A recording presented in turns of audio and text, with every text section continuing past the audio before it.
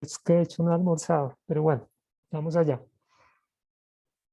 Y para colmo, eh, a mí me gusta cuadrar las diapositivas eh, en el semestre, o sea, unos días antes de la clase. Las cuadré, pero entonces se me quedó la tela en la casa. Entonces, ahorita las estuve nuevamente arreglando. Bueno, pero creo que quedaron lo bastante bien. Bueno, entonces hoy ya entramos en materia de lo que vamos a hablar durante toda esta parte de la segunda sección, que corresponde a NOVA, diseño de experimentos, ¿cierto? Entonces, pues, de manera concisa vamos a resumir en general de qué se trata este asunto de diseño de experimentos, pero ya para la parte técnica de números y todo este cuento, en esa parte sí vamos a ahondar mucho más. Pero en general vamos a dar como los principios o algunos tips básicos de que el experimento no se hace como, ay, me imaginé algo bonito y lo voy a hacer así, sino tengo que plantear y ser muy riguroso. O sea, de hecho, digamos, todas estas estudios clínicos que se suelen hacer o estudios que se hacen igualmente dentro de la industria, se regulan y se controlan muchas cosas para que las comparaciones que se hagan sean adecuadas. Digamos, es como el, la base, la gran base de estos diseños de análisis de experimentos, que tiene que ser muy controlada la cosa, porque si no, pues no se puede comparar, ya lo vamos a ver. Entonces, vamos a arrancar con un pequeño ejercicio en el que yo les voy a proponer a ustedes el siguiente experimento y quiero que ustedes, bueno, aquí no vamos a hablar en Slack porque estoy en el computador donde no tengo Slack, entonces vamos a seguir hablando por el chat aquí de Zoom. Para las próximas espero sí ya tener entonces Slack para que por favor se conecte. Entonces, ¿cuál es la intención? Se va a diseñar un estudio así a lo loco eso se me ocurrió porque sí, entonces en el que quiero saber si un extracto de chontaduro sirve o no. No sé si a alguno les gusta el chontaduro, a mí me gusta. eh, en su presentación cocinada. Y entonces se quiere ver si este extracto sirve o no en algunos deportistas. Pero entonces fíjense, se quiere saber si el extracto funciona sí o no. O sea, como que la cosa para ahí y ya. Entonces ahí uno como que, bueno, algo se quiere hacer. Entonces este es el diseño que se propone. Dice, escoja un individuo llamado Roger Federer, no sé, un individuo que me encontré por ahí usted. Entonces, ¿cómo se llama? Roger Federer. Entonces venga para acá. Y otro que se llama Pedro González, lo mismo, me lo encontré y lo traje para el estudio. A los dos les doy el extracto, perdón, le doy el extracto a Roger, pero no a Pedro. Y miro el número de partidos ganados por cada uno en una temporada. Entonces Roger juega con 10 otros participantes y Pedro juega con esos otros 10 participantes también. Y entonces comparo. Entonces resulta y pasa que a Roger Federer pues le fue bastante bien, ¿cierto? Pero a Pedro González no le fue muy bien. Entonces, yo dije, bueno, fíjense en esto, Roger gana 7 de 7 partidos, pero Pedro solo gana uno de 7 partidos. Entonces, la conclusión es que el extracto mejora el rendimiento de los tenistas, ¿cierto? Entonces, aquí yo les pregunto a ustedes qué opinan del diseño, de la conclusión, de las muestras, de la calidad en general del estudio, de la comparación final que se hace. O sea, esto es a lo grosero, ¿cierto? Entonces, aquí quiero que ustedes comiencen a comentarme cosas de este diseño de experimentos. Estamos escogiendo a dos personas al azar, les estamos dando unos extractos y simplemente porque uno ganó más que el otro, entonces ya con eso concluyo que vamos a tener, eh, vamos a tener mejores resultados con el extracto comparado con los que no. Entonces aquí quiero escucharlos o quiero leerlos. Bueno, yo pensaría que, bueno, primero no está teniendo en cuenta como otro tipo de variables, Ajá. por ejemplo, la dieta de cada uno y la cantidad de tiempo del entrenamiento y bueno, Mm, muy muchos bien. factores. Sí. Tampoco aclara qué cantidad de chontaduro o qué cantidad del extracto les dio, Ujú. ni por cuánto tiempo, ni nada. Exacto. Ok. El- tampoco, o sea, no está mirando, pues que gane un partido no implica que no haya mejorado como el rendimiento, porque puede ser que la otra parte sea mejor, independientemente si mejoró o no el rendimiento, ¿sí? O Igual, sea, no está calculando realmente si sí mejora como el desempeño, la velocidad o la fuerza que tiene, nada, no está midiendo nada de eso. perfecto. Simplemente está tomando otra cosa aparte. Vale, Eh, y ya. ¿cómo es tu nombre? Nicole, Nicole, gracias. Resumiste muchas cosas muy importantes. Fíjense lo que comentó Nicole al comienzo. Concentración de chontadura, tiempos, temporadas, cosas así, ¿cierto? Esas variables se tienen que contemplar. ¿Quién decide quién incluye eso? El experto. ¿Cuál experto? Ustedes, o el experto científico, o el experto médico, o el experto arquitecto, o lo que sea. Ese experto tiene que definir qué variables deben incluirse dentro de un estudio. Lo otro es, que creo que también Nicole comentó, fue lo de las muestras. Entonces, o bueno, una cosita que también resalto es que, por ejemplo, lo que siempre me dicen, Roger Federer de por sí con extracto sin extracto es el mejor. O sea, para muchos puede ser otro, para mí es este señor.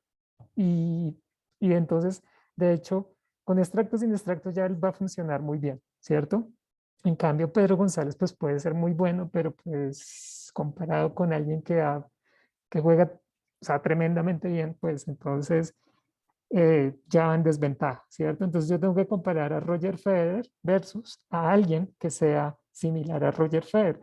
O por ejemplo, comparar a Roger Federer versus antes de que tome el extracto versus Roger Federer después de que tome el extracto, ¿cierto? Tengo que revisar ese tipo de comparaciones. Entonces, María también nos comenta, creo que el grupo control estaría mal hecho porque se debe comparar el impacto en partidos antes y después del 80. Bueno, fíjense, si ustedes ya tienen todos estos conceptos claros, o sea, si se dan cuenta, es puro sentido común de las cosas. O sea, yo no voy a comparar Roger Federer versus Pepito, ¿cierto? Voy a comparar a dos individuos que tengan características muy similares, eso es muy importante, y que estén bajo las mismas condiciones. ¿Listo? ¿Qué me dicen respecto a la conclusión? Concluyo así nomás. 1, 7 es mayor que 1, se acabó el cuento.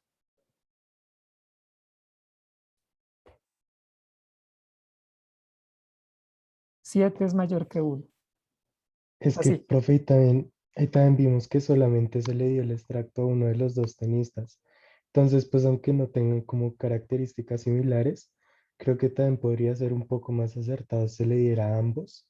O sea, primero se le da a Roger y después a Pedro González y con base en eso sí se podría comparar un poco mejor, aunque pues lo que ya hablamos, hay más variables y uno es mejor que otro. Entonces, de pronto se le da el extracto a Pedro y aumenta su rendimiento con respecto a la temporada pasada y Roger lo disminuye, digamos que podría ser un poco más acertado.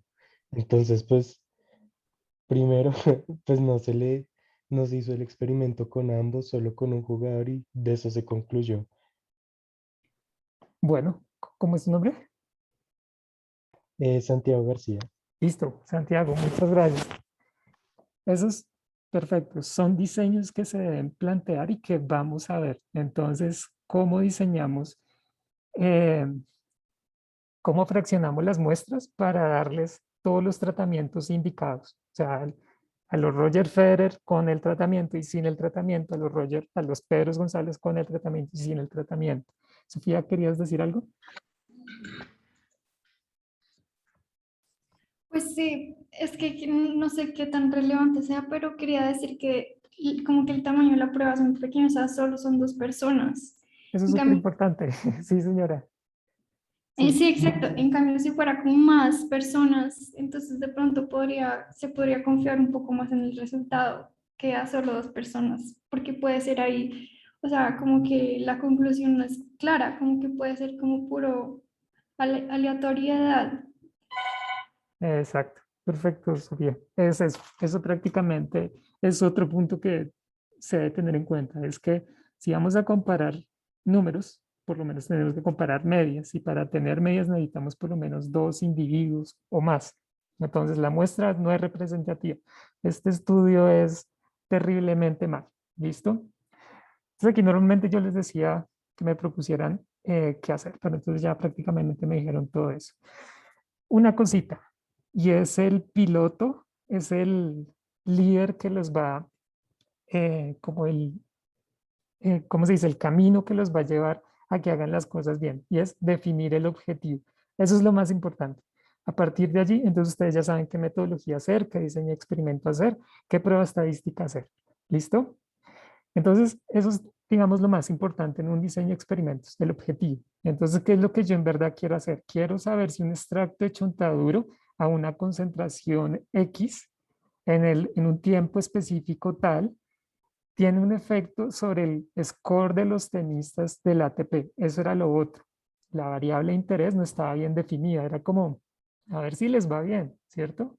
Entonces, no, yo quiero definir una variable continua específica a la cual yo le pueda dar tratamiento y una interpretación y por lo tanto una, digamos, ¿cómo se llama esto? Una toma de decisiones finalmente, ¿cierto? Entonces, eso es, digamos, lo más importante, definir un objetivo en el estudio que se vaya a hacer, que sea cuantificable, no es como quiero mirar, sino quiero determinar, calcular, medir, ¿cierto? Los objetivos siempre tienen que ir en infinitivo y tienen que estar ligados a eso, cosas que yo pueda medir, cuantificar, que yo tenga un producto final y que le pueda decir a alguien, vea, el rendimiento da mayor a los de los otros, ¿cierto? Que sea claro y descriptivo, lo que dijo Nicola al comienzo, concentraciones, temporalidades, todo esto. Y pues descriptivo, entonces que nos diga el efecto sobre los scores de los tenistas y todo esto. Ahora, el diseño es escoger aleatoriamente unos individuos que sean homogéneos. Fíjense que aquí yo ya voy a tener 10 individuos en cada grupo, a los que les doy, a los que no les doy. Y fíjense en esto, yo ya no estoy hablando de Pedros González, yo ya estoy hablando de individuos que tienen características similares, ¿cierto?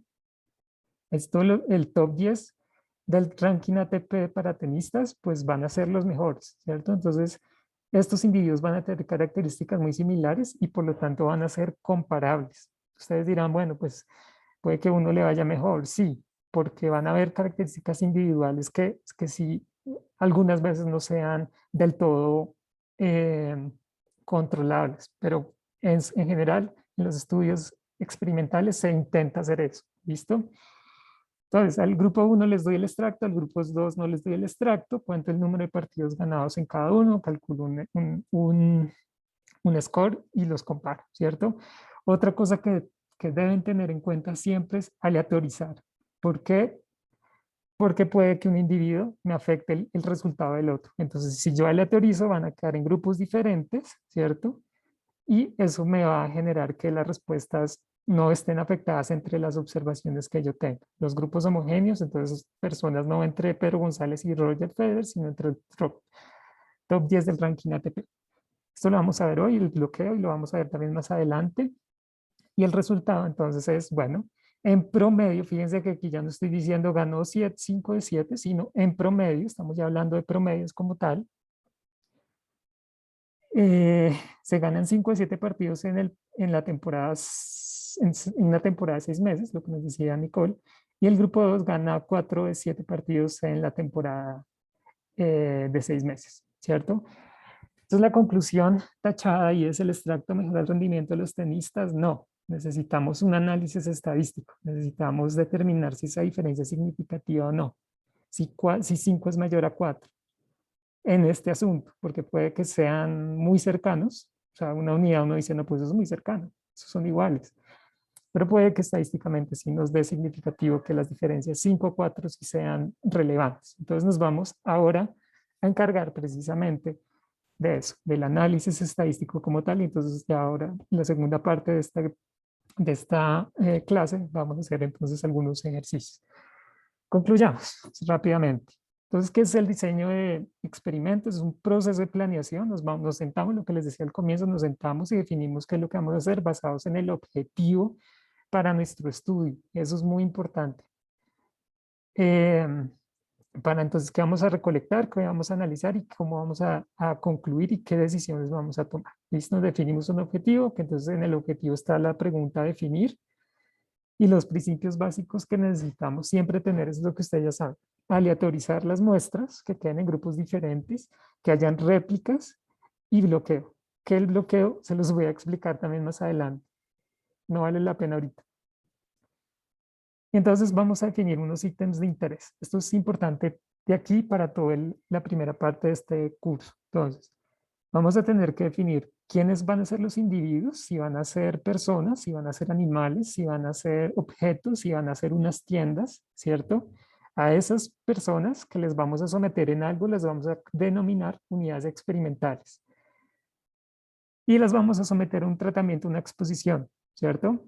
Entonces la exposición es darle el extracto, no darle el extracto, tipo de canciones, tipo de colores, tipo de ventas, tipo de cualquier otra cosa. Y vamos a tener en estos tratamientos unos factores que entonces me van a decir como, bueno, qué tipo de música le va a poner, qué tipo de extracto le va a dar, ¿cierto? Y dentro de los factores van a haber unos niveles. Entonces es como si del factor grande, si yo dijera, por ejemplo, tipo de color favorito, entonces, pues hay muchos colores, ¿cierto? Entonces los niveles van a ser como la desegregación de ese factor. Entonces vamos a tener azul, rojo, amarillo, negro, café, todos los colores, ¿cierto? Rosado. Y entonces así vamos a definir nuestro estudio. Fijémonos en el siguiente. Este es un enunciado de un parcial donde tenemos lo siguiente. Un experimento busca entender cómo cierto tipo de música al que se enfrenta un bebé afecta a su tasa de crecimiento, ¿cierto? Los grupos de bebés fueron expuestos a dos tipos de música, clásica y rock. Entonces, ¿ahí qué estamos comparando? Estamos sometiendo a unos individuos, ¿cierto? Que los llamamos bebés, ¿cierto? A los bebés los vamos a someter a un factor, que ese factor se dice tipo de música. Pero ese tipo de música tiene diferentes niveles. En este caso es clásica y rock. Entonces estamos comparando, estamos sometiendo a dos individuos, a dos grupos de individuos, rock, bebés, y los estamos sometiendo a un tipo de música. Pero el tipo de música se desprende en rock y clásica. Entonces lo que vamos a terminar viendo es, o comparando es si la tasa de crecimiento en los niños que se les somete a rock es diferente a los que se someten a música clásica. ¿Esto es claro?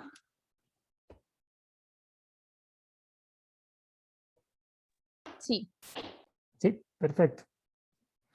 Sí, listo, súper. Esto debe quedar súper claro. O sea, vamos a tener unos individuos, los vamos a someter a un factor, ¿cierto? Que es como una variable cualitativa muy, muy general, como tipo de música. Espérame un segundito.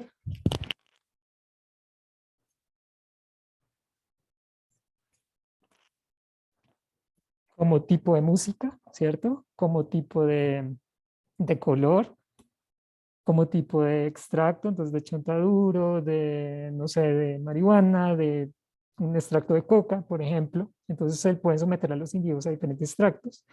Y los niveles, entonces sí ya van a ser esos extractos específicos de coca, de marihuana, de toronja, de chontaduro, lo que sea, ¿cierto? Va a ser esos grupitos que van a estar incluidos dentro del factor.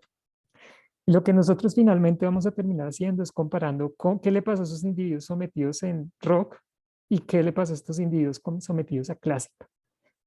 Como vamos a tener un valor numérico cuya distribución es, cuya función de distribución de probabilidad es una distribución normal, entonces pues vamos a poder compararlas, ¿cierto? Eso es lo que finalmente vamos a hacer y lo que ustedes hicieron en prueba 1 y que vamos a hacer aquí en prueba 2, pero con un poco más de tratamientos, o sea, digamos rock, clásica, reggaetón, ¿cierto?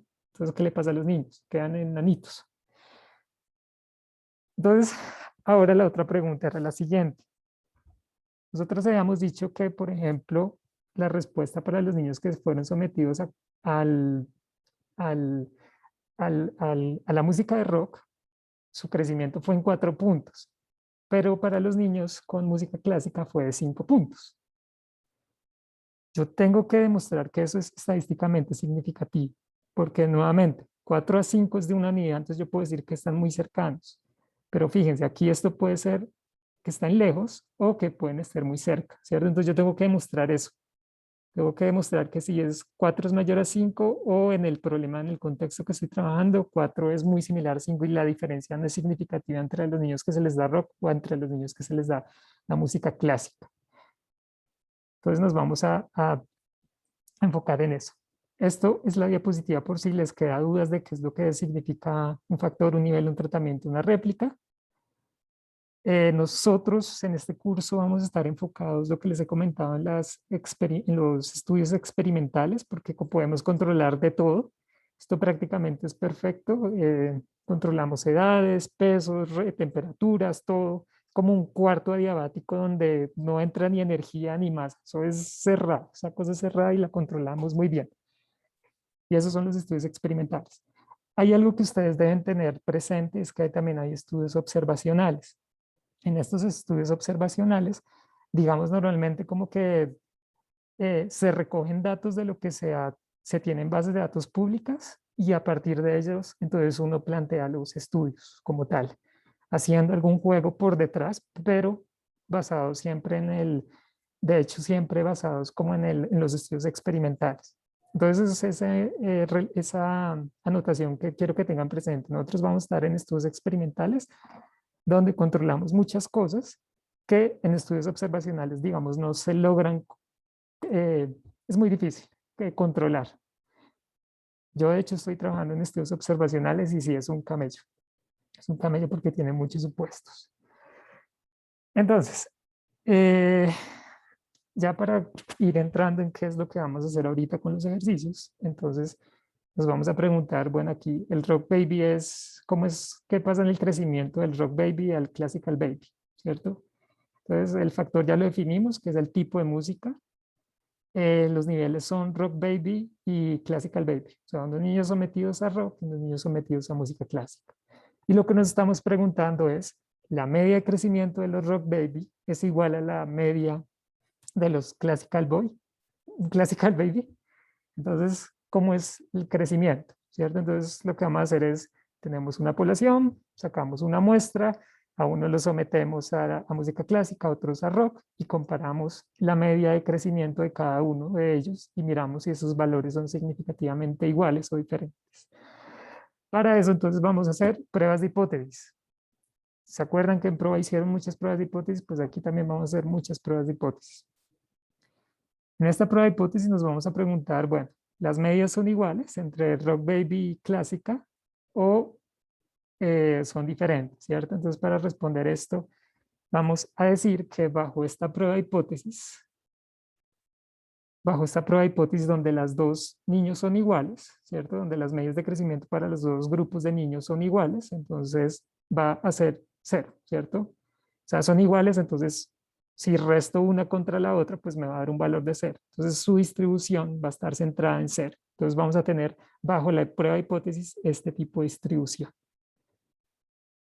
Entonces, bajo esa prueba de hipótesis nula, asumimos que la diferencia de medias está centrada en 0. ¿Listo? Aquí entonces yo les pregunto, ¿qué pasa en estos extremos? ¿Cómo es la probabilidad de ocurrencia de estos valores? Ustedes ya, de hecho, me lo dijeron la última vez, pero ¿qué pasa en estos extremos? Pues la probabilidad de que la hipótesis sea cierta es muy baja. Perfecto, gracias. Esa es la respuesta. Entonces, ahí vamos a tener situaciones en que esa prueba de hipótesis que estamos planteando sea baja, que tenga poca ocurrencia, ¿cierto? ¿Qué pasa si calculo mu de rock menos mu clásica y me da 32? Y repito el experimento 100 veces y siempre caen en los extremos. ¿Qué pasa? ¿Ustedes qué concluirían por ahí? O sea, yo repito y repito y me da 32, 32, 1, 32, 4, 32, 5, 33, 32, 34. Siempre está por esos lados, que siempre comparo Rock Baby versus Classical Baby. aquí alguien me respondió, me dice que no pertenece a la distribución. Bueno, listo, Luis, gracias. Entonces sí, prácticamente no pertenezco a esta distribución. O sea, soy un evento raro en esta distribución. Entonces, si no pertenezco a esta distribución, ¿a qué distribución pertenezco? Entonces, pertenezco a la distribución en que refuto esa prueba de hipótesis, ¿cierto? En la que la media de rock es diferente a la media de media de los individuos de música clásica. De hecho, si esto lo estoy repitiendo 100 veces, entonces es posible que esa media esté en 32. ¿Listo? Eso es lo que, de hecho, ustedes han hecho en prueba 1 y pues lo vamos a detallar un poco hoy también, para poder la próxima ya entrar como tal como tal a Nova. ¿Listo? Entonces, bueno, vamos a tener nuestra prueba de hipótesis. Nosotros tenemos, ustedes ya saben que hay digamos, tres tipos de pruebas de hipótesis que decimos, bueno, ¿son iguales o son diferentes? ¿Son iguales o una es mayor que la otra? ¿Son iguales o una es menor que la otra? ¿Cierto? Entonces, la pregunta uno se la hace dependiendo de qué es lo que uno quiera responder o de lo que uno sepa del problema. En este caso, digamos, no sabemos si una es mayor que la otra, sino simplemente queremos saber si son diferentes. Entonces, digamos, es como nuestra intención, saber si son diferentes o no. Para eso, entonces, vamos a ver si los valores que nosotros calculemos caen en alguno de estos dos extremos. Si acá, en este extremo, o acá, en este otro extremo. Entonces, lo que nos vamos a preguntar es, bueno, ¿a qué distribución pertenece? ¿A esta o a esta? ¿Cierto? Digamos, la prueba de hipótesis inicial de que o son diferentes o son iguales es como de manera general para identificar si son diferentes. Para eso, entonces nosotros, ustedes ya lo saben, uno define inicialmente esto también, yo he visto que es que es más por los libros, a veces uno peca bastante por los libros y es que toca definir un alfa y uno la define por allá al final del estudio. Entonces lo inicial es que el investigador defina el alfa, ¿cierto? Esa significancia que la llaman, o el control del error tipo 1, ¿cierto? O en qué región vamos a comenzar a rechazar la prueba de hipótesis. En qué región vamos a decir específicamente, vea, aquí, a partir de aquí, esto ya es un valor raro dentro de la distribución de la hipótesis nula y por lo tanto, pues, si no, esto ya es otro cuento, ¿cierto? Entonces ya podemos rechazar como tal la prueba de hipótesis. Entonces, ese alfa se define previamente. ¿Con qué valor? Eso también suelen preguntármelo. Eh, y está este valor del 0.05, que todo el mundo lo usa indiscriminadamente y uno mira en los estudios y 0.05. Entonces, la respuesta a esto es el 0.05 viene de los libros, o sea, esto viene de costumbre de los investigadores y no tiene que ser así. El alfa se define dependiendo de cada una de los contextos experimentales que se necesita. Por ejemplo, ya como yo les había comentado en el área de salud, los alfas se necesitan muy pequeños porque, por ejemplo, si estoy trabajando en una prueba diagnóstica y que yo tengo un alfa muy grande, pues yo pueda que esté concluyendo cosas erróneas, ¿cierto? Y que afecte la salud de las personas. Entonces, el alfa, digamos, en estas situaciones se espera que sean bastante pequeños para que no cometa errores en la salud de los individuos. Esto finalmente influye en la salud de las personas. Entonces, necesito alfas pequeños en estas situaciones. En otras situaciones sí puedo ser menos riguroso, digamos, en un estudio experimental, simplemente para corroborar si el chontaduro sirve o no. Entonces, pues con un 0.05 puede funcionar la cosa. Pero entonces eso siempre depende de la situación experimental que yo quiera trabajar. El alfa siempre se define inicialmente. Y entonces yo defino el alfa. ¿Y para qué yo defino el alfa? ¿Cierto? Entonces yo necesito inicialmente una muestra y de la muestra voy a calcular lo que ustedes calcularon incansablemente el semestre pasado, que eran los estadísticos de prueba, ¿cierto? Que calculaban una T y que calculaban que, digamos, venía de este tipo de estructura. Entonces, aquí yo les quiero preguntar por qué sacamos un estadístico de prueba. Espérame un segundo.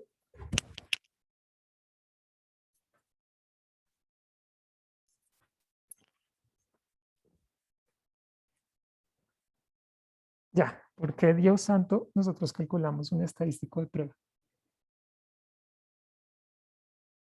¿Por qué sacamos que la media sobre la desviación estándar de la media? ¿Por qué hacemos eso? ¿Me pueden escribir o me pueden hablar? Eso no era para ver lo del p-value, para ver si se rechazaba o no la hipótesis. ¿Quién me comenta eso? Nicolás. Vale, Nicolás, gracias. ¿Alguien más?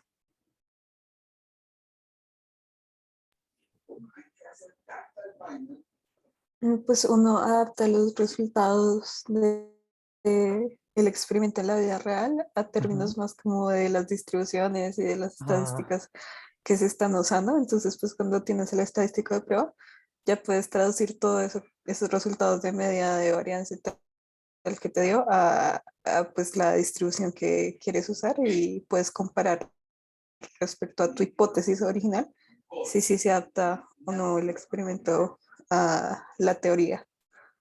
wow. ¿Quién dijo eso? Yo, María Alejandra. Gracias, María. Oye, muy bien.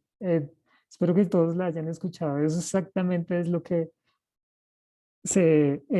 para eso se hace este cuento del estadístico de prueba. O sea, vamos a traducir esa T a términos de distribución para ver si en esa distribución somos raros, o sea, el dato atípico, o si hacemos, o si pertenecemos exactamente a esa distribución. Entonces, gracias, María. Eso está súper bien. Entonces, sí, exactamente eso es lo que vamos a hacer. Tenemos nuestro T, lo calculamos con los datos de la muestra y vamos a ver, caemos aquí, donde no rechazo porque pertenezco a la distribución en donde soy claramente participo, hago parte de esa distribución en que la prueba de hipótesis es cierta, o caigo aquí, ¿cierto? Y lo otro que también me comentó, se me olvidó el nombre, es que el T, bueno, este estadístico de prueba también me funciona para calcular el p-valor, ¿cierto? Entonces aquí siempre se confunden también un poco significancias y p-valores.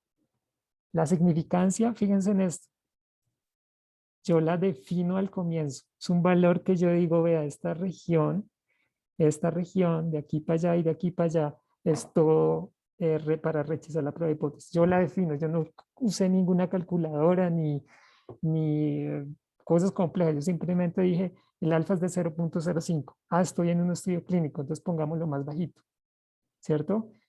Eso ya no lo calculé. El p-valor, yo sí lo calculo, ahí sí necesito un computador, ahí sí necesito un programa, un software estadístico para calcularlo y lo calculo a partir de la muestra. ¿Listo? El p-valor yo lo calculo a través de la muestra. Y entonces era también lo que me decía María. Entonces yo ¿cuál es la probabilidad de ver este resultado en esta distribución? En esta distribución donde es la hipótesis nula cierta. Entonces yo espero que mi p-valor sea alto o bajo. Les pregunto. Si yo quiero rechazar la prueba de hipótesis, claro está. Si yo quiero rechazar la prueba de hipótesis, yo que espero que mi p-valor sea alto o bajo. Nuevamente, este p-valor es la probabilidad de ver este valor en esta distribución. Entonces yo espero que sea alto o bajo si yo quiero rechazar la prueba de hipótesis.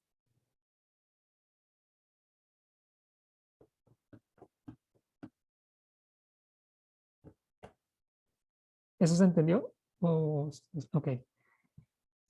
Luis me dice bajo, María también me dice bajo. Entonces sí, exactamente. Yo espero que mi p-valor sea bajo, ¿cierto? De hecho, yo puedo comparar mi p-valor contra mi alfa, pero bueno, eso ya lo vamos. Entonces eso por ahora. Ahora unas aclaraciones adicionales que me gusta hacer.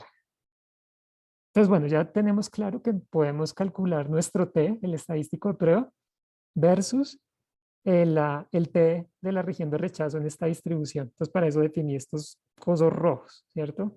Entonces, yo los comparo, o yo también puedo comparar mi P-valor, que ustedes ya lo acaban de decir, espero que sea bajo y que espero que sea más bajo que el alfa que yo estoy definiendo. Entonces, una anotación, y esto se los voy a mejorar para cuando les suba la presentación, porque por el problemita que les comenté que tuve con el internet. Entonces, esto en Excel se hace así, ¿cierto? Entonces, si yo quiero calcular este punto crítico en Excel, voy a usar esta función, que bueno, yo creo que ya la conoce. El inverso del t de 2 colas, aquí voy a poner mi alfa, mi significancia que yo defino y los grados de libertad del error, o bueno, de la varianza. Y eh, sí, y si yo quiero calcular mi p-valor, ¿cierto? Entonces en Excel yo voy a usar esta función que se llama distribución t de 2 colas. Aquí voy a poner como argumentos el estadístico de prueba, sea el valor numérico que me dio, los puntos o punto y coma o coma como esté definido en sus computadores y los grados de libertad. ¿Listo? Esto se los dejo y esto se los digo que se los voy a mejorar porque también estoy incluyendo estas pruebas que no, pues no logré, no alcancé a poner, cuáles son las funciones que se usan correctamente. Entonces, eran las otras pruebas que yo les decía. Entonces yo me puedo comparar, son iguales o una es mayor que la otra, ¿cierto? Entonces aquí yo me paro en la cola derecha.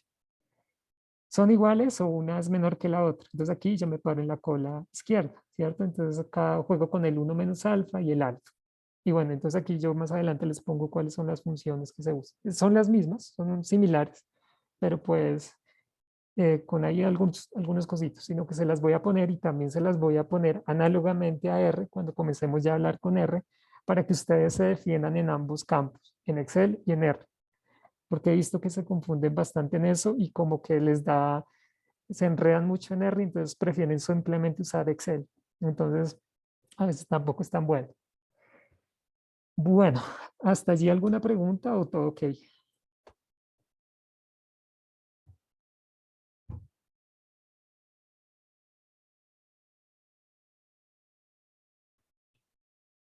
¿Todo ok? ¿Los demás? ¿Todo bien? ¿Los demás?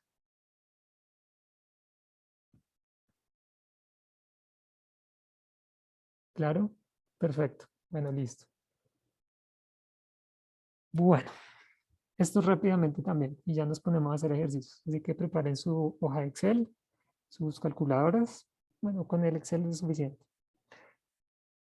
Nosotros vamos a ver en esta primera parte 8 casos. 8 casos de cómo se pueden trabajar variables, estrategias en el diseño de experimentos, comparaciones y todo este cuento.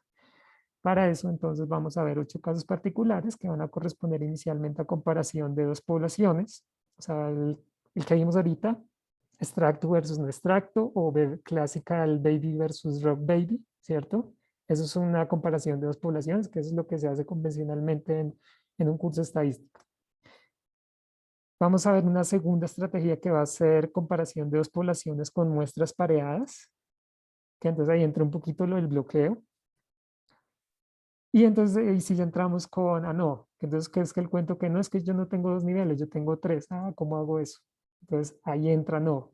Entonces vamos después a ver un factor con a niveles, un factor con lo que dijo ahorita María, que eran, bueno, y yo tengo que ver otras variables, entonces tengo que ver otros factores y ver si esos factores me influyen o no en la respuesta. Entonces vamos a ver dos factores con A y B niveles cada uno, vamos a ver una estrategia de bloqueo, vamos a ver la famosa interacción. Vamos a ver cuando tenemos dos factores, pero solo tenemos una observación por celda. Y después vamos a concluir con todo revuelto, todos con todos. Múltiples factores y múltiples factores con bloqueo. ¿Listo? Y vamos, es como todo lo que vamos a trabajar en esta primera parte. Y eso ustedes lo ven ahí todo raro, pero a poco lo vamos a ir entendiendo y lo vamos a ir practicando lentamente. Entonces, ahora sí, concluyamos esta clase con el ejercicio. Entonces, resulta y pasa que lo logramos. El objetivo, nos dieron unos rubros, pasamos un proyecto, nos dieron plata, entonces sacamos nuestro extracto de chontaduro y queremos ver si este extracto afecta el rendimiento, es decir, el número de partidos ganados en una temporada de tenistas profesionales en el top 20 del ATP. ¿Listo? Entonces es nuestra pregunta. Tenemos el dinero, tenemos los deportistas y vamos a hablar del caso particular 1A. Entonces tenemos, este está un poco al revés, tenemos un factor, ¿cierto?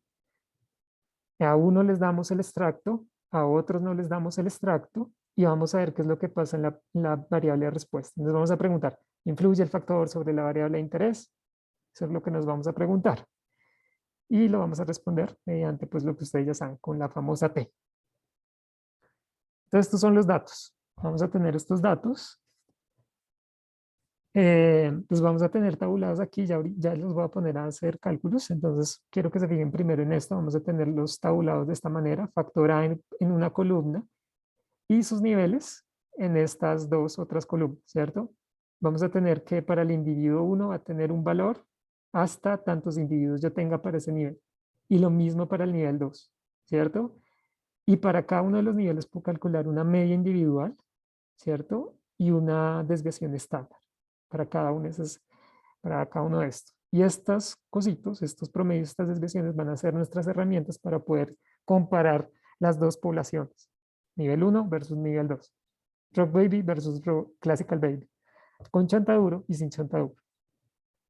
Estos son los valores. Tenemos el extracto, que es el tipo de, bueno, el extracto, que si se lo doy o no se lo doy, ese es nuestro factor. Y como niveles, entonces vamos a tener no extracto y sí extracto. Y estos son los valores que recogimos de los 10 deportistas y de los otros 10 deportistas. Entonces, a grandes rasgos, visualmente esto lo podemos comparar usando cómo se comportan las distribuciones, simplemente a ojo lo podemos chequear, es una inspección visual. Y respecto a eso, entonces, ¿ustedes qué me dirían? ¿Quién influye? ¿Hay alguna diferencia inicialmente? Y si hay alguna diferencia, entonces, ¿quién es mayor? ¿Quién da mejor rendimiento? ¿Con extracto o sin extracto? Mirando esta gráfica de Boxplot, se llaman estos Boxplot, que es simplemente la distribución de nuestros datos. Y entonces aquí abajo vamos a tener no extracto y aquí en la siguiente vamos a tener sí extracto. Entonces lo que podemos comparar son las medianas, por ejemplo. Son estas rayas negras de la mitad. Entonces, ¿ustedes qué dirían? Sofía me dice con extracto y Manuel me pregunta con extracto. ¿Los demás qué dirían? ¿Quién da mayor medio? Con Luis, con Felipe. Listo, exactamente. Estos gráficos ustedes los van a usar para su tarea, se conocen como los box plot. Ya de hecho la clase pasada les di como un abrebocas de qué es lo que pasa con estos box plot. Es una forma de cajas de ver las distribuciones. Entonces, para compararlas simplemente uno se puede guiar de esta barra negra aquí en el centro y decir, bueno, más o menos la media está en 16.75 para el no extracto y para el sí extracto está más o menos en 17. Eso pues puede ser una diferencia sustancial o no, entonces tenemos que comprobar. Tenemos que calcular las medias, ¿cierto? Y tenemos que calcular las varianzas. Entonces, yo creo que más bien hagamos esto. Quitemos esta cosa y pongamos esta. Entonces, porfa, vean que es súper sencillo. O sea, los requisitos de este curso es que sepan sumar, restar, dividir y multiplicar. Entonces, por favor, calculemos las dos medias y calculemos las desviaciones estándar de las varianzas de los dos grupos que tenemos. ¿Listo? Y me regalan los valores. Y yo los anoto acá.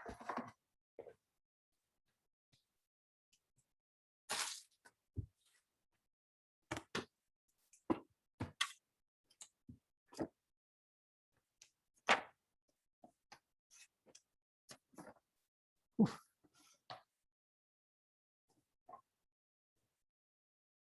Entonces, vamos a tener que Y1 punto. Ah, bueno, en otra clase les hablo de ese punto. Pero simplemente es que les estoy pidiendo la medida del extracto, no extracto y la medida del sí extracto. Y la varianza de no extracto y de la varianza de sí extracto. Entonces, ¿qué valores numéricos tendrían estos señores? Fíjense que para calcular la varianza, pues ya saben, necesitan calcular inicialmente la media.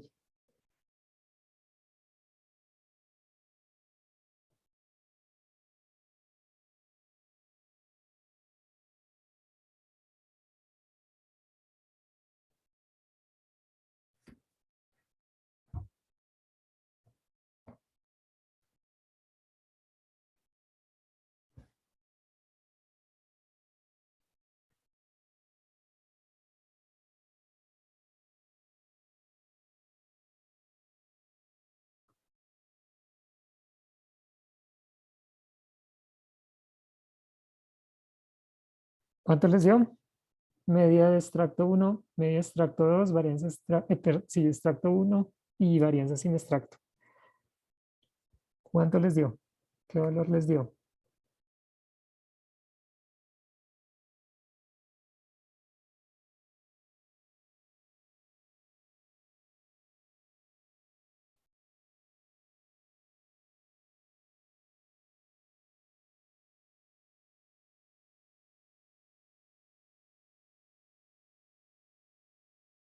Me pueden ir votando un solo valor. No hay necesidad que me digan todos, sino uno por uno me pueden ir diciendo. Listo, aquí tenemos. Sofía me dice que sin extracto, 0,1. Ah, la varianza, la varianza. Vale, gracias. Entonces, la varianza sin extracto es de 0,1. O sea, Y1 es 0,1. Y la de Manuel, entonces aquí me colaboró y me dice que la media sin extracto es 16,764 y la media con extracto es 17,042. Alguien que me confirme, los demás, alguno que me diga sí, confirmo o medio diferente. 0,06. Listo, confirmas. Gracias, Sofía. Entonces, perfecto, estamos hasta allí. Confirmo las medias. Perfecto, gracias, José. Y si alguien también me puede confirmar las varianzas, entonces estaría perfecto. Bueno, entonces, ahora, ¿cuál es el siguiente paso? Tenemos eso. Tenemos que plantear nuestra hipótesis. Nuestra hipótesis, las dos medias son iguales, ¿cierto? O las medias son diferentes. Esto ya lo discutimos, lo acabamos de discutir. Entonces, estamos comparando dos poblaciones prácticamente. En un mundo imaginario donde tuviéramos todos los individuos y les dimos el extracto, y en otro mundo imaginario donde tenemos a los individuos que no se les dio el extracto, con y sin extracto. Sacamos las medias de las dos poblaciones y las comparamos. Y eso nos va a decir si sí o no. Pero como no estamos en esos mundos imaginarios, sino en el mundo real de pandemia, entonces tenemos que sacar muestras y comparar los valores numéricos. Y para eso entonces vamos a hacerlo con el uso de la T, ¿cierto? Entonces, para plantear eso necesitamos plantear nuevamente lo que nos comentó ahorita María, tenemos que calcular un valor que nos llegue a la distribución de la hipótesis nula, a ver si es que en esa distribución es un dato atípico, un dato raro, con poca ocurrencia o exactamente pertenece a esa distribución. Entonces, para eso vamos a calcular esto. Ya que tienen los valores, entonces calculemos esto. Este es el valor de la combinación de las dos medias y esta es la varianza, la desviación estándar, perdón, de estas dos medias, ¿cierto? Entonces vamos a calcular esta resta y vamos a calcular este valor de aquí abajo. Pero hay un datico que no tenemos este valor ponderado de la varianza de estas dos muestras. Entonces lo vamos a ponderar de esta manera, que sigma cuadrado es igual a n-1 por s al cuadrado más n-2 por s al cuadrado, ¿cierto? Entonces, porfa, regálenme el valor de la t, bueno, el numerador mejor, y el del denominador. Sabemos que son 10 individuos en el grupo 1 y son 10 individuos en el grupo 2. Entonces, ¿qué vamos a tener? Por acá me responden. Ah, bueno. Sofía me pregunta cuál era Y1. Y1 es 16,764. 16,764. Fue que Y1 es igual a 16,764. Y Y2, la media, entonces va a ser igual a 17,042. ¿Listo? S1 al cuadrado es 0,1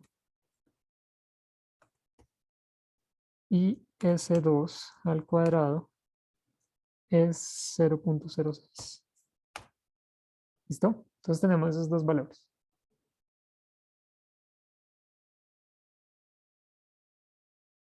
Entonces, me regalan el numerador y me regalan el denominador.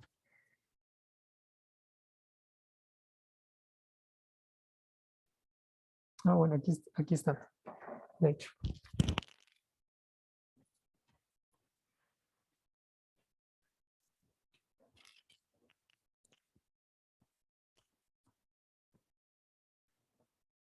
Me toca pararme porque aquí se va la luz. Bueno, aquí están los valores. La hipótesis.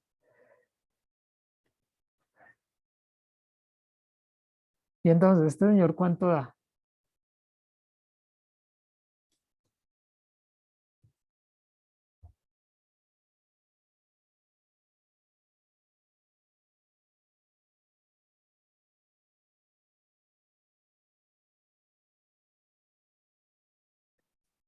Esa varianza ponderada, ¿cuánto da?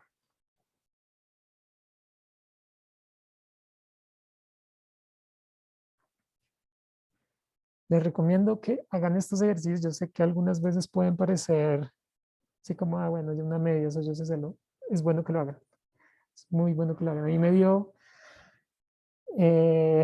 bueno, Manuel, mira, sí te dio, porque María nos confirmó que da 0,0069. Entonces, bueno, vamos a tener 0,069. Lo que tenían que hacer es 10 menos 1 por lo que dio en un lado y 10 menos 1 en lo que dio el otro lado. Sobre 10 más 10 menos 2, y eso nos da exactamente, a mí me dio diferente. No sé si yo estoy mal. A veces lo digo porque yo a veces sí fallan haciendo esos cálculos, entonces me confirman. Bueno, confirmemos. Dio 0,069. ¿Listo? Ah, Nicole sí le dio 0,08. Entonces, porfa, ¿me confirma alguien sí? Sí, también. No, entonces 0,08.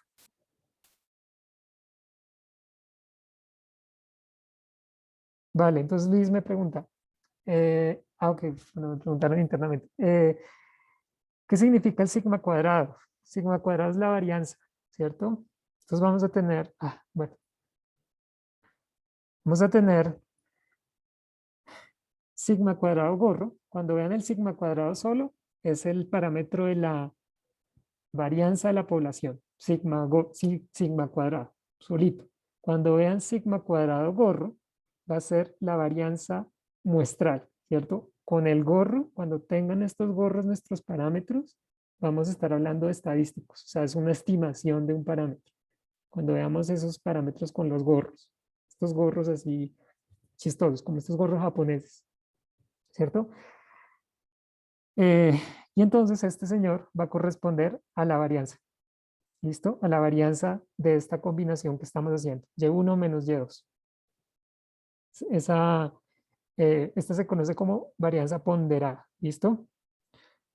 También puede tener este nombre, S cuadrado 1. También es una varianza muestral de la población esta que teníamos del extracto y esta sin el extracto. ¿Listo? Entonces, cuando hablemos del S, es un estimador. Cuando hablemos también del sigma cuadrado gorrito, es un estimado. ¿Listo? Esto no les va a complicar mucho más adelante, sí, porque vamos a trabajar solo con sigma cuadrado gorro. Entonces, se van a dar cuenta que tampoco ya va a haber mucho pierde allí. Bueno, entonces nos dio 0,08 y este señor, ya que tenemos prácticamente todos los valores, entonces, ¿cuánto nos da arriba y cuánto nos da abajo? O de una vez, ¿cuánto nos da el valor? ¿Cuánto nos da el valor numérico de la T?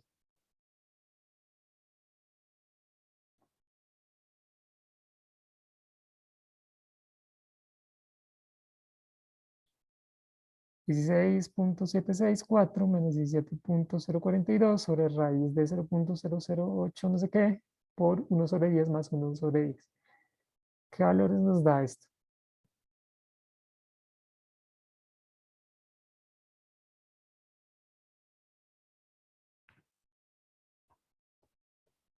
Bueno, aquí ya tenemos una respuesta que nos dice menos 2.18. Creo que sí. Confirmo. Perfecto. Entonces tenemos menos 2. Tenemos, a ver, por aquí alguien más me dice, menos 2.19. Gracias, Nicole. Menos 2.19, 18. Exacto. Perfecto. ¿Qué hago con esto? Bueno, lo que nos decía ahorita María, llevémoslo a la, eh, llevémoslo a la distribución de la prueba de hipótesis. ¿Es raro o no es raro ese valor en esa, en esa distribución de la prueba de hipótesis? Entonces, si se fijan aquí arribita en la parte superior derecha, les apareció que lo que ustedes quieran usar para concluir. Necesito que ahora me concluyan. ¿Rechazo o no rechazo la prueba de hipótesis? ¿Cuál prueba de hipótesis? Esta. ¿Mi1 es igual a mi2 o mi1 es diferente a mi2? ¿Ustedes qué me dirían? ¿Rechazo o no rechazo? Este es nuestro estadístico de prueba. Necesito encontrar o el p-valor o el punto crítico. ¿Allí tienen dudas o quieren que yo lo haga? ¿O quieren hacerlo ustedes?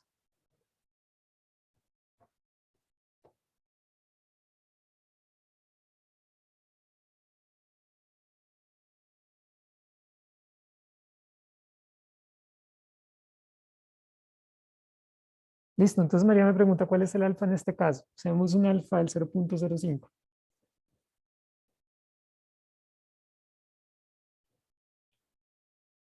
Bueno, si alguien, bueno, de hecho ya lo hacemos, pero entonces, ¿qué es lo que toca hacer? Tenemos este valor en el estadístico de prueba, ¿cierto? Entonces queremos ver si este valor en la distribución cuando la hipótesis nula es cierta, pertenece a esta distribución o hace parte de la zona de rechazo de la prueba de hipótesis. Eso es lo que queremos ver con este valor. Entonces, o lo queremos ubicar acá o acá, aquí donde no rechazo o aquí donde sí rechazo, o calculo el p-valor y miro si el p-valor es menor al alfa. Entonces lo pueden hacer con alguna de estas dos fórmulas. Fíjense que en esta primera me dicen, bueno, distribución de T2 colas, el estadístico de prueba, entonces lo pongo acá, pongo 2.1869 con los grados de libertad que van a ser 10 más 10 menos 2, ¿cierto? 10 más 10 menos 2. Y aquí abajo, o puedo usar para calcular el punto crítico, que entonces va a corresponder a la inversa de la T, 2 colas con la significancia 0.05 con los grados de libertad del error. ¿Listo? Entonces, de acuerdo a eso, ¿qué valores les da? ¿Cómo lo hicieron? O si quieren que yo lo haga nuevamente, pues yo lo hago.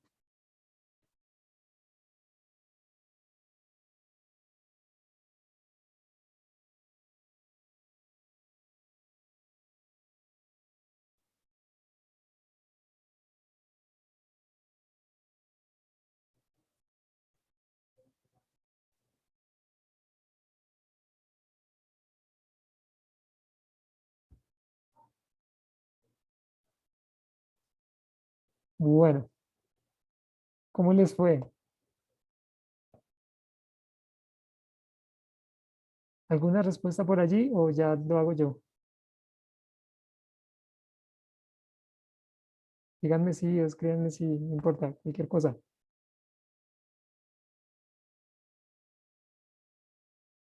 O votenme un valor. O díganme rechazo, no rechazo. O no sé, es válido todo esto.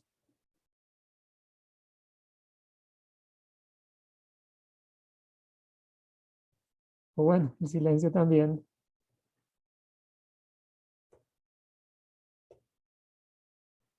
Bueno, hagámoslo. Bueno, responde alguien. Dice, yo no sé, profe, listo, José. Perfecto. A mí me parece, no, perfecto. Eso es una respuesta. Puedes hacerlo, perfecto, hagámoslo. Entonces, llega y nos dice que nos dio este T, ¿cierto? Y entonces yo digo, bueno, quiero, a ver, no tengo abierto el Excel.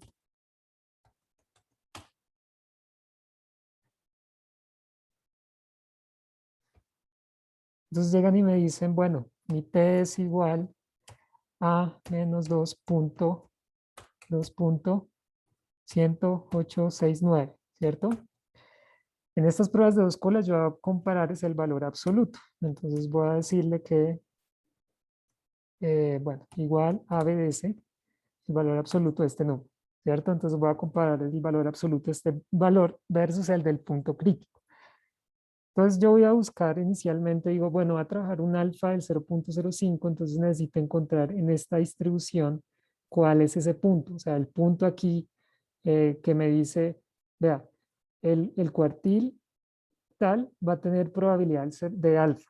Entonces, bueno, yo necesito, eh, siempre me confundo, tengo el T y la inversa, ¿sí? O la distribución. La distribución. Entonces, voy a buscar ese punto. Entonces voy y me aparecen todas estas distribuciones y yo digo, no, yo quiero las dos colas, ¿cierto? ¿Qué valor le voy a dar? Este valor. Eh, no, le estoy haciendo mal. Perdón. Busquemos ese punto crítico, es lo que quiero buscar. Entonces, lo que voy a buscar es ese punto crítico, ¿cierto? Le voy a dar la probabilidad 0.05 y le voy a dar los grados de libertad. ¿Cuáles son los grados de libertad? Los grados de libertad son estos señores. 10 más 10 menos 2. Entonces aquí lo puedo poner si no quiero hacer la suma. 10 más 10 más 10 menos 2. ¿Cierto? Entonces me dice, este es el cuartil en esa distribución que va a tener una probabilidad de alfa, el 0.05, o sea, 2.10. Entonces yo les pregunto, ¿será que mi valor es mayor al valor del punto crítico en esa distribución? Sí. Entonces, ¿yo qué puedo decir al respecto? ¿Que rechazo o no rechazo la prueba de hipótesis?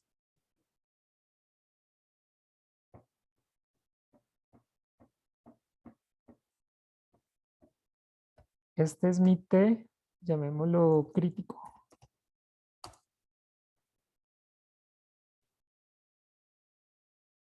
¿Que no rechazo? ¿Rechazo? No rechazo. Entonces, nuevamente, en esta región yo no rechazo, ¿cierto? En esta región yo no rechazo. Pero si me paso esa región, o sea, si me paso esta región donde las observaciones, ustedes ya lo saben, son raras de ver, entonces sí rechazo esa prueba de hipótesis. Mi valor está, digamos, acá en 2.18 y mi punto crítico está en 2.1. Entonces, nuevamente, ¿yo dónde estoy parado? ¿En la zona de rechazo o en la zona de no rechazo?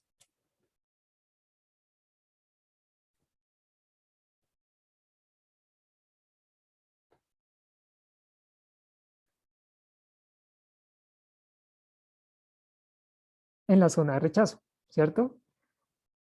Yo calculé este valor rojo que me dice que es 2.1 y mi valor con el estadístico de prueba, o sea, mi muestra me dio que es 2.18. O sea, está corrido hacia acá. O sea, está acá adentro, está en la zona de rechazo de la región, está en la zona de rechazo de la hipótesis nula. Entonces rechazamos esa prueba de hipótesis. Con eso, entonces podemos tomar la conclusión de que el extracto y el no extracto sí son diferentes, ¿cierto? Bueno, ¿hasta allí tienen alguna pregunta o no? O definitivamente no.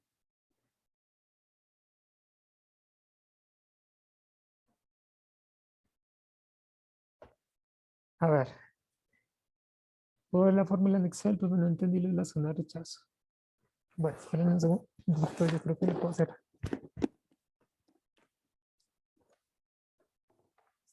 Chino. Voy a conectar por la tablet y les coloreo.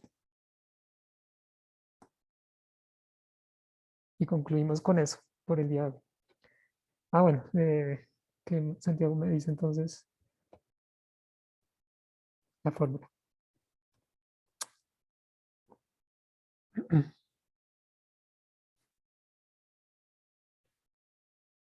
No puedo. Bueno, tengo problemas, se me había olvidado. Bueno, entonces, ¿qué es lo que pasa?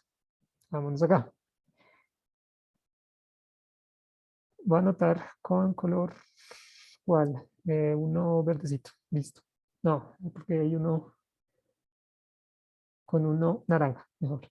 Entonces, para la pregunta de Luis, entonces Luis, mira, yo como investigador defino este valor. Yo lo defino inicialmente. Entonces yo defino alfa,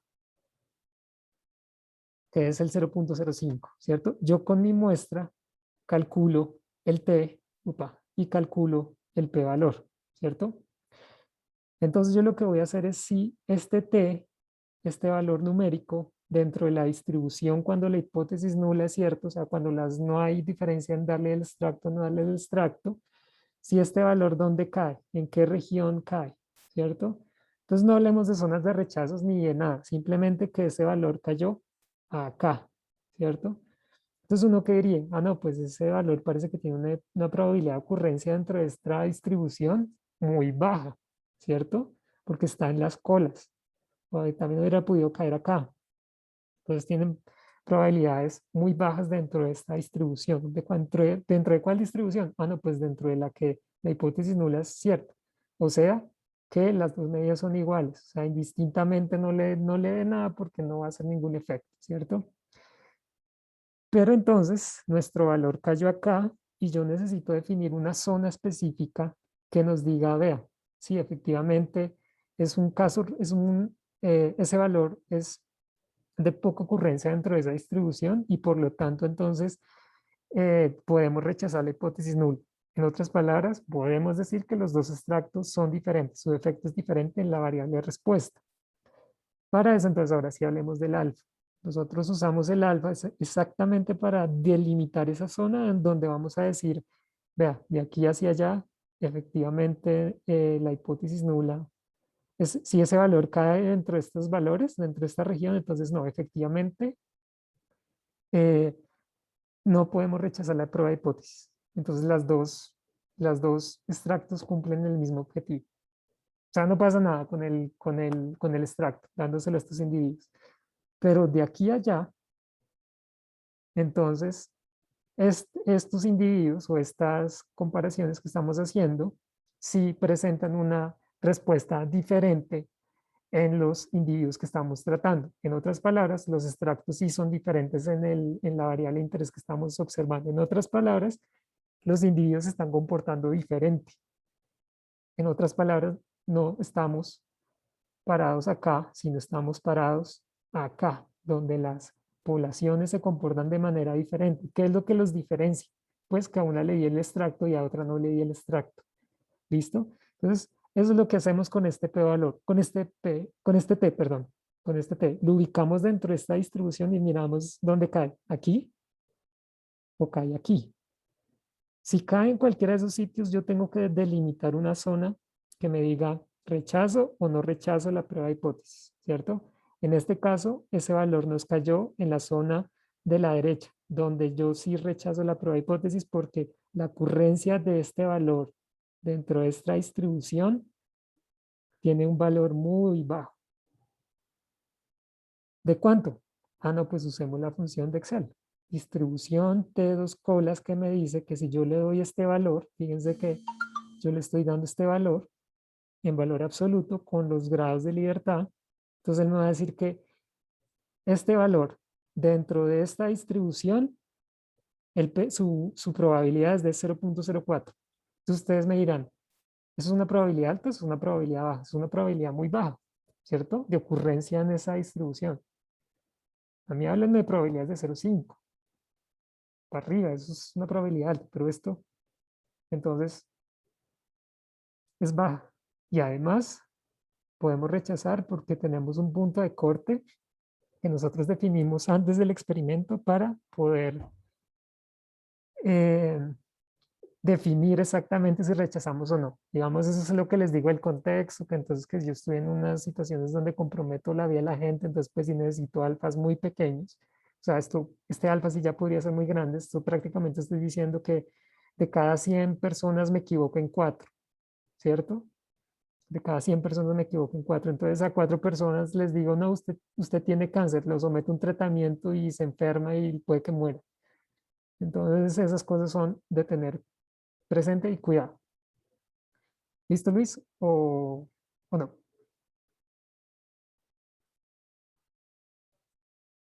¿Y los demás?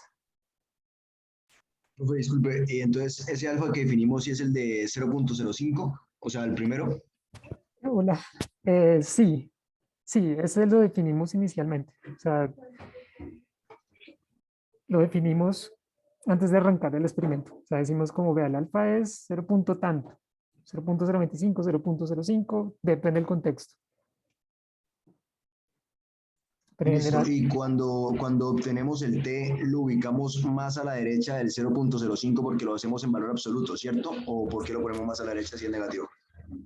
vale, vale. Sí, la intención es compararlo en valor absoluto. Esto también es para que no haya tanta confusión, sino simplemente ponemos valor absoluto y lo comparamos eh, así por default. Entonces, ¿qué valor absoluto es mayor que el otro? Entonces, así uno ya no se pierde que uno es negativo y entonces el otro no. Entonces, simplemente valor absoluto y cuál es mayor que el otro. Listo, profe, perfecto. Pero entonces en este caso fue mucho mayor, ¿no? Porque pues 2.18 contra 0.05. No, no, no. Aquí lo que, digamos, comparamos es lo siguiente. Espérame a ver. Este t lo comparamos con el t crítico que nos dé acá. O sea, es este valor numérico que nos dé acá. O sea, este valor nos dio 2.1, creo. ¿Cierto? Lo comparamos con este valor. Y este valor, que es el p-valor, que es el que tenemos acá, lo comparamos contra el alfa. ¿Listo? Comparamos probabilidades contra probabilidades. Test contra test. ¿Cierto? ¿Que cómo los calculo? Comiencen a usar estas fórmulas. ¿Listo? Estas al comienzo son las que ustedes van a usar bastante. Ya cuando estemos en R, a mí me parece un poco más práctica las de R. Entonces, estas van a ser las que ustedes van a usar inicialmente, pero, eh, pero bueno, R también ahí tiene sus facilidades. Entonces, bueno, conclusión, comparamos T's con T críticos y P valores contra alfas. Esperamos que nuestros T's sean mayores a nuestros T críticos, ¿cierto? Para que estemos diciendo que estamos parados en la región de rechazo y comparamos nuestros alfas contra nuestros p-valores. ¿Listo? Y esperamos que nuestro p-valor sea bajito comparado contra el alfa. ¿Listo? Listo, profe, gracias. Vale. Bueno, 3:15. Ay, era las 3:10, ¿no? Me pasé. Bueno. No, sí estamos bien, es 3:15. Entonces, nada. El miércoles nos vemos nuevamente a las 2.